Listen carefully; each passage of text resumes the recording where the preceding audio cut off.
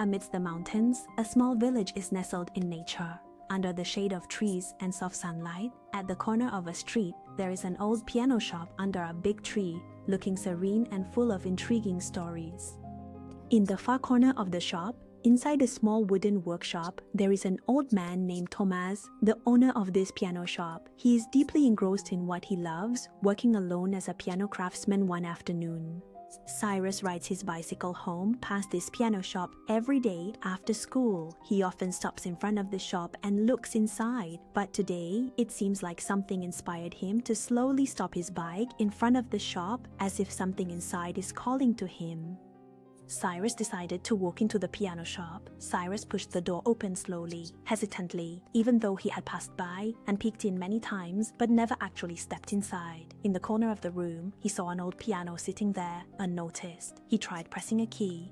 He softly pressed the piano keys. The sound was surprisingly deep and melodious. He continued to play quietly, with a heart full of something difficult to describe. Cyrus had never touched a piano that captivated him this much before. The old man, the owner of the shop, slowly walked in before sitting down next to Cyrus, with a gentle smile that showed delight, then said to him, "Do you know, this piano has a sound, but it's not a sound for everyone." Then the old man turned to pick up a small wooden box that he had kept for a long time and handed it to Cyrus. Inside that wooden box, there was a key.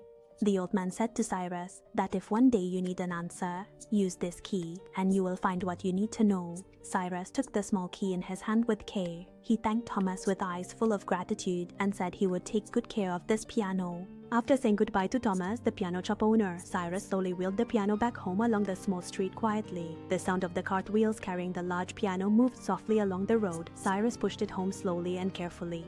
It wasn't long before Cyrus moved the piano into the house. He placed it in a small corner of the room by the window, where soft sunlight streamed in. At first, Cyrus thought that today he would just clean the piano thoroughly. But he couldn't resist trying to play it today, and once he started playing, he couldn't stop all day. The next morning, while Cyrus was playing the piano, a bird flew and perched on his piano. Cyrus stared at it in amazement before it flew and perched on the windowsill beside him. The bird stood perched on the windowsill, listening to Cyrus play the piano for a long time until he finished. Then the next day, a pair of cats came to sit by the window, quietly listening to Cyrus play the piano. They sat still, not moving, as if they came to listen to his music. The next day, Cyrus noticed a dog from the neighboring house. It sat calmly on the porch, as if it intended to listen to him play the piano. Cyrus is now starting to wonder what exactly is happening. Could it be that these animals like the music he plays? One day, while Cyrus was sitting and playing the piano, there was a young girl who came and stood with her chin resting on her hand by the window where he was playing the piano. Her name was Ira. She had blonde hair and blue eyes. Ira lived in the area near Cyrus's village. That day, she came for a usual walk but felt as if something was drawing her in deeper, leading her to find Cyrus playing the piano quietly among the animals, and she stopped to watch without realizing it.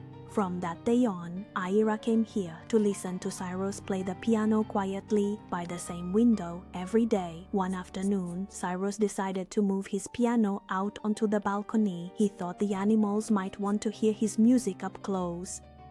Not long after, Ira came in to listen to Cyrus play the piano as usual. Around him was surrounded by various animals, as if they sensed the music he was playing, even though everything seemed strange.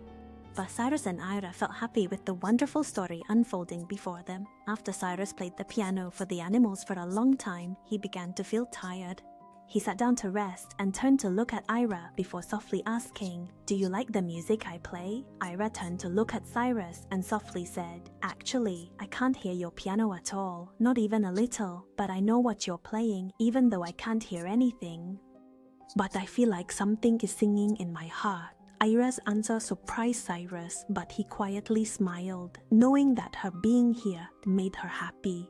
And on that night, Cyrus realized that since he got this piano, he had never cleaned it, so he slowly opened the piano lid to dust and clean inside. He found a small wooden box hidden there. It was locked. Cyrus remembered what Grandpa Thomas had told him, that if he ever needed answers, he should use this key, and he would find what he needed to know.